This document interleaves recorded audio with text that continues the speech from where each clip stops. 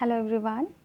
Today we will discuss about the paper 9 and unit 2. Under this we will discuss about the educational practices and development of self instruction material in distance education.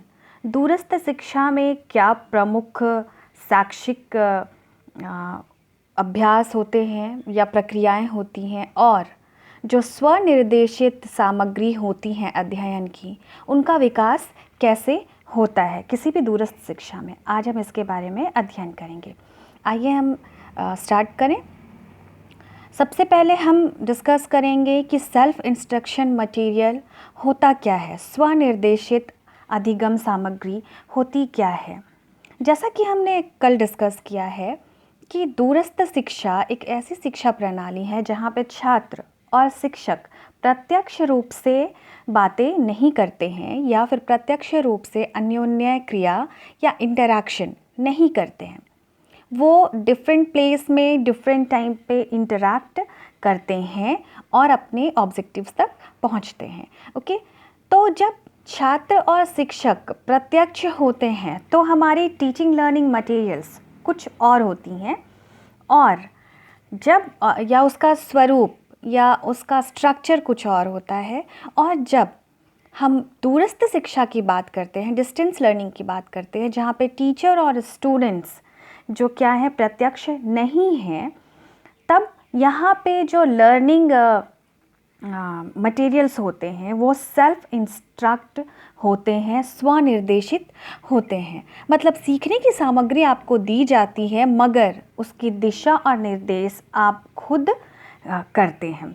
तो आइए हम इसके बारे में discuss करेंगे।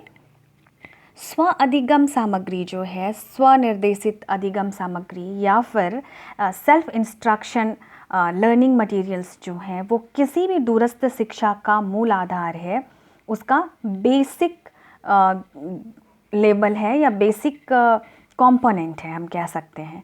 ठीक है, इसको हम कई तरह से कह सकते हैं, सेल्फ लर्निंग मटेरियल या सेल्फ इंस्ट्रक्शन मटेरियल या सेल्फ टीचिंग मटेरियल भी कह सकते हैं। इसे हम स्वनिर्देशित अधिगम सामग्री, स्व अध्ययन सामग्री या स्व शिक्षण सामग्री भी कह सकते हैं। तो इनमें जो मूल तथ्य है वह यही है कि ये जो पढ़ने लिखने की सामग्री होती है, ये जो TLM होता है, टीचिंग लर्निंग मटेरियल होता है, सेल्फ इंस्ट्रक्शन मटेरियल्स जो होते हैं वह ऐसे टेक्स्ट से हैं या पाठ वस्तु से है, उसका तात्पर्य, जिसमें जो डिस्टेंस लर्नर होता है वह अपनी रुचि के अनुसार, अपने इंटरेस्ट के अनुसार लर्न करता है और अपनी स्पीड में, अपनी गति के अनुसार लर्न करता है। ठीक है, तो कोई भी सेल्फ इंस्ट्रक्शन मटेरियल एक ऐसी अध्ययन सामग्री है जिसके द्वारा, जो कि डिस्टेंस एजुकेशन सिस्टम का मूल आधार है और जिसके द्वारा डिस्टेंस लर्नर यानी कि दूरस्थ अभ्यर्थी अपनी गति और अपनी रुचि के अनुसार अध्ययन करता है। ओके, तो इसको मुख्य रूप से मुद्रित जो भी पाठ्यक्रम होते हैं, टेक्स्ट जो पाठ्यक्रम होते हैं, उन्हें हम अभिकल्पन के आधार पर प्रस्तुत करते हैं। अभिकल्पन means this is print media. Okay, then इसका मुख्य उद्देश्य क्या होता है? इसका मुख्य उद्देश्य होता है, सेल्फ इंस्ट्रक्शनल मटेरियल का मुख्य उद्देश्य छात्रों को सीखने के लिए उचित शिक्षण सामग्री प्रदान करना। ठीक है, और उनकी सहायता करना जिसके द्वारा वह अपने अधिगम के लक्ष्यों को पा सके। ओके, तो जैसा हम जानते हैं कि डिस्टेंस एजुकेशन में जो डिस्टेंस लर्नर होते हैं, दूरस्थ अभ्यर्थी होते हैं, वह दूर से ही सीखते हैं। वह अपने घर पर अथवा अपने कार्यस्थल पर अपने सहपाठियों के साथ बैठकर इंटरैक्शन नहीं कर सकते हैं, अन्योन्य क्रिया नहीं कर सकते हैं। और ना ही बातचीत कर सकते हैं। और यह जो वार्तालाप होता है टीचर और स्टूडेंट्स के बीच में, यह भी अभिकल्पित मुद्रित पाठ्य वस्तु के द्वारा ही होता है, मीन्स प्रिंट टेक्स्ट के द्वारा ही होता है। फॉर एग्ज़ाम्पल, दूरस्थ शिक्षा में हम क्या करते हैं कि हम एक प्रिंट टेक्स्ट बच्चों को एज अ असाइनमेंट देते हैं, और जो छात्र होते हैं उस असाइनमेंट को कंप्लीट करके टेक्स्ट के रूप में ही हमें वापस भेजते हैं, जिसका हम क्या करते हैं, असेसमेंट करते हैं। ओके, तो क्या क्या उद्देश्य हो सकते हैं दूरस्थ शिक्षा के अध्ययन में? अधिगम सामग्री को प्रदान करने के निम्न उद्देश्य हो सकते हैं। क्या क्या ऑब्जेक्टिव हो सकते हैं किसी भी डिस्टेंस एजुकेशन में, कि लर्नर को हम क्या कर रहे हैं, सेल्फ इंस्ट्रक्शनल मटेरियल प्रदान कर रहे हैं। तो पहला उद्देश्य हम देखेंगे। पहला उद्देश्य है दूरस्थ अभ्यर्थियों को पाठ्यक्रम विशेष की, जिसमें वे नामांकित हैं, उसकी रूपरेखा बताना। मीन्स जो भी डिस्टेंस लर्नर हैं और जिस किसी भी फैकल्टी में या करिकुलम में उन्होंने एडमिशन लिया है, नामांकन लिया है, उसका स्ट्रक्चर उन्हें बताना है। Okay, then second one is दूरस्थ अभ्यर्थियों को आवश्यक पाठ्यक्रम के स्वरूप से परिचित कराना है तथा उसके लिए रुचि जागृत करना है। मीन्स जो डिस्टेंस लर्नर हैं उनको जो पाठ्यक्रम है उसका नेचर के बारे में बताना है और इंटरेस्ट भी जगाना है about that nature, about that particular curriculum. Okay, then पाठ्यक्रम पाठ्य वस्तु एकत्र करने के लिए मार्गदर्शन प्रदान करना। मीन्स हमारे पास जो टेक्स्ट हैं उनको गाइडलाइन देना कि हम कैसे इकट्ठा करें और स्टडी करें। देन जितने भी प्रॉब्लम्स आ सकते हैं ड्यूरिंग रीडिंग और writing of text as a self learning material, तो उसको हमें क्या करना, उस प्रॉब्लम को दूर करने का प्रयास करना है। जो भी डिस्टेंस लर्नर्स को जो भी कार्य और प्रोजेक्ट्स मिलते हैं उनको प्रैक्टिकल थ्योरीज़ पर डिपेंड करना है, मतलब उसके व्यवहारिक क्रियाकलापों के हेतु पर के आधार पर उन्हें वो असाइनमेंट प्रेजेंट करना है। सेल्फ इंस्ट्रक्शन के लिए या सेल्फ स्टडी के लिए या सेल्फ टीचिंग के लिए क्या करना है, एक गाइडलाइन देना है और साथ साथ उन्हें मोटिवेट भी करना है। ओके, देन यहाँ पे यह इसलिए कहा जा रहा है क्योंकि जो दूरस्थ अभ्यर्थी होते हैं, डिस्टेंस लर्नर होते हैं, वो क्या करते हैं, वो खुद की समय की उपलब्धता एवं खुद के समझ की गति के अनुसार शिक्षण करते हैं। वो हम स्वयं का शिक्षण खुद ही करते हैं, किसकी मदद से, यह सेल्फ इंस्ट्रक्शनल मटेरियल के मदद से। तो इनको हमें कैसे बनाना है, इनको स्पष्ट बनाना है ताकि इसकी भाषा को स्पष्ट रखना है, इसकी जो भाषा है उसको बहुत सिंपल रखना है और बहुत विस्तृत रखना है ताकि वह अपने आप को स्वतः निर्देशित कर सके। क्योंकि जैसा पहले भी बताया गया है कि यहाँ पे छात्र और शिक्षक प्रत्यक्ष रूप से वार्तालाप नहीं करते या इंटरैक्शन नहीं करते हैं। तो इंटरैक्शन का माध्यम क्या है, यह जो है सेल्फ स्टडी मटेरियल है। तो ये सेल्फ स्टडी मटेरियल को हमें क्या होना चाहिए, ऐसे होना चाहिए जो सही गाइडलाइन कर सके, उन्हें मोटिवेट कर सके, उन्हें रीइंफोर्स कर सके और उन्हें लर्निंग के लिए कैपेबल बना सके। ओके, किसी भी सेल्फ लर्निंग इंस्ट्रक्शनल मटेरियल का क्या स्वरूप होना चाहिए, क्या स्ट्रक्चर होना चाहिए, इस पर हम डिस्कस करेंगे। स्व अधिगम सामग्री का स्वरूप। Okay, structure of self instruction materials in distance education. First is, इसका स्वरूप होना चाहिए स्वतः अधिगम सामग्री का आधार संप्रेषण सिद्धांत होना चाहिए। मीन्स किसी भी सेल्फ इंस्ट्रक्शनल मटेरियल को कम्युनिकेशन की थ्योरीज पर बेस्ड होना चाहिए।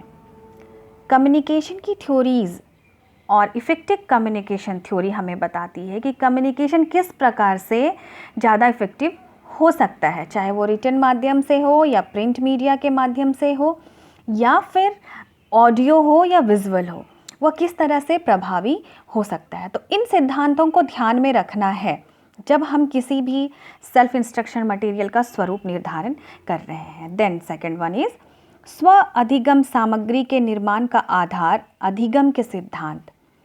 किसी भी सेल्फ इंस्ट्रक्शन मटेरियल का जो निर्माण होता है उसे किस पर बेस होना चाहिए, लर्निंग थ्योरीज़ पर।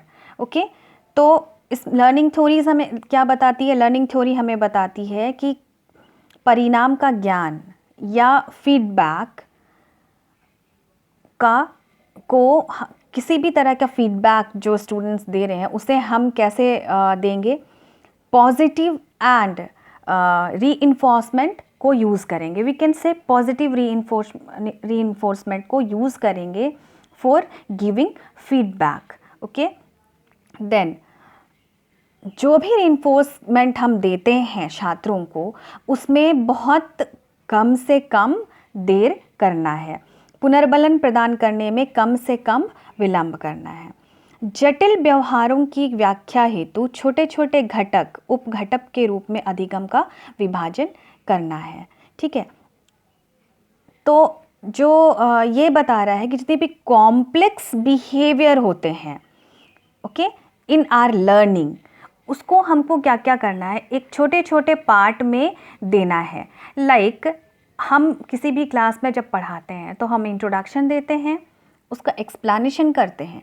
जब हम एक्सप्लेनेशन करते हैं तो पहले थ्योरेटिकली उसको एक्सप्लेन करते हैं, देन प्रैक्टिकली उसको एक्सप्लेन करते हैं और साथ में कुछ एग्जांपल्स भी पुट करते हैं। तो ये पार्ट जब हम जो एक साथ करते हैं उसे हम छोटे छोटे भागों में एज अ प्रोजेक्ट इस्तेमाल करें in self instruction materials for distance education. Okay, now जैसे आप लोगों ने पढ़ा है स्किनर के अनुसार पुनर्बलन अधिगम को बढ़ाने में किस प्रकार से सहायक होता है। स्किनर की लर्निंग थ्योरी में आपने पढ़ी है, उसे डिस्कस करने की ज़रूरत नहीं है कि जो मोटिवेशन होता है, जो रीइंफोर्समेंट होता है, वह कैसे सकारात्मक रूप से कार्य करता है। तो इसी सकारात्मकता को ध्यान में रखना है। थर्ड वन इज़ वास्तविक कक्षा शिक्षण हेतु परिस्थितियों का निर्माण करना। जो एक्चुअल क्लासरूम शिक्षण में जो हमारी ऑब्जेक्टिव्स होते हैं उसके लिए जो हम सिचुएशन तैयार करते हैं या चाहते हैं, उन्हीं सिचुएशंस को हमें सेल्फ इंस्ट्रक्शन मटेरियल्स के नेचर में भी जोड़ना होगा, के साथ भी लाना होगा। ओके, देखिए वास्तविक कक्षा शिक्षण में क्या होता है, छात्र और जो टीचर होते हैं उसकी प्रत्येक प्रतिक्रियाएं जो होती हैं, जो इंटरैक्शन होता है वो प्रत्यक्ष रूप से होता है।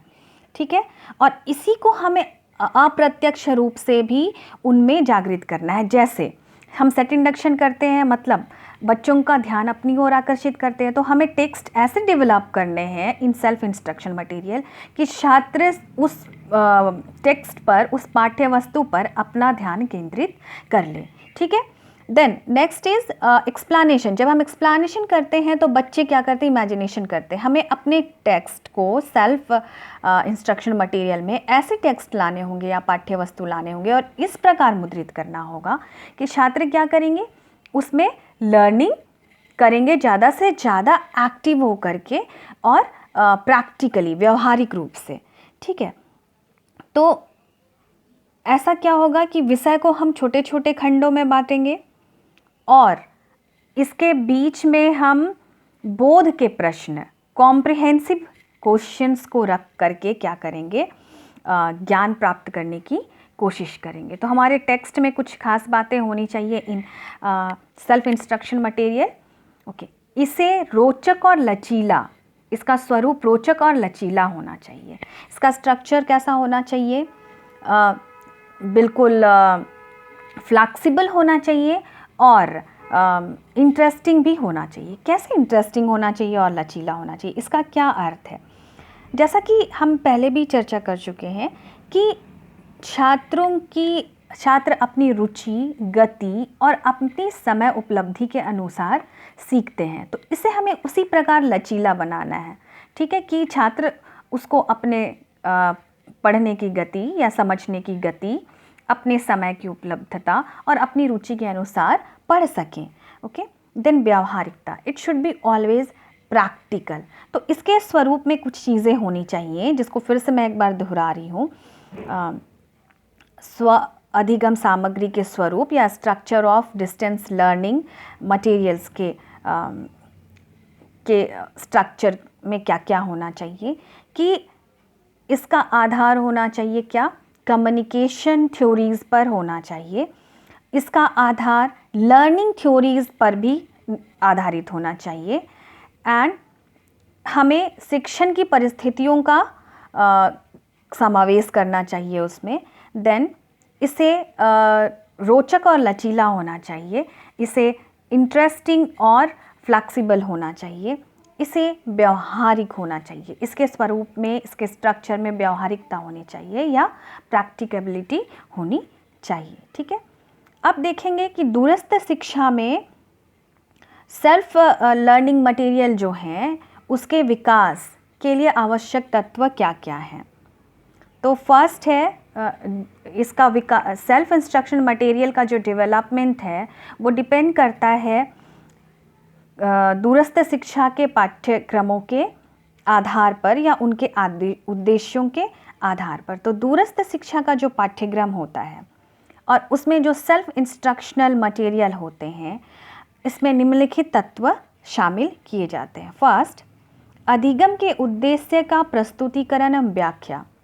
ये सेल्फ इंस्ट्रक्शन मटेरियल में को विकसित करने में हमें लर्निंग ऑब्जेक्टिव्स को बताना है और उसको क्या करना है, उसकी व्याख्या भी करनी है। जैसे कि किसी खास पाठ्य वस्तु को पढ़कर, किसी खास विषय को पढ़कर छात्र क्या